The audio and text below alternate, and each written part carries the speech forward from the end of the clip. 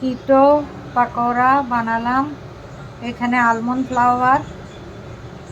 Flower আর তার সাথে বাঁধাকপি, পালং শাক, পেঁয়াজ, একটু মরিচের গুঁড়া, একটু হলদির গুঁড়া, একটু ভাজা জিরা গুঁড়া আর চাট মশলা দিয়ে, একটা ডিম দিয়ে, আলমন্ড ফ্লাওয়ার দিয়ে একসাথে মেখে পাকোড়াটা বানালাম।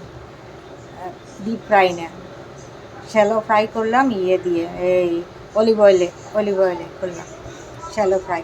আর এখানে আমচুরের চাটনি, তার সাথে ডিপ করে খাওয়ার জন্য আমচুরের চাটনির সাথে ভাজা জিরা গুঁড়া দিলাম, একটুখানি সুগার ফ্রি দিলাম আর পিঙ্ক সল্ট দিলাম। বাস দিয়ে পিঙ্ক সল্ট আর সুগার ফ্রি দিলাম আর মরিচের গুঁড়া দিলাম। বাস দিয়ে আমচুরের চাটনিটা বানিয়ে দিলাম। বাস, খেতে খুব টেস্ট। আপনারা বানিয়ে খাবেন, হেলদি, একদম শ্যালো ফ্রাই করে। যারা ডায়াবেটিস, হার্টের পেশেন্ট, ওদের জন্য কোনো অসুবিধা নাই, খেতে পারেন ওরাও সবাই। খুব ভালো। আলমন্ড ফ্লাওয়ারে কিটো পাকোড়া, শ্যালো ফ্রাই করুন, ডিপ ফ্রাই না।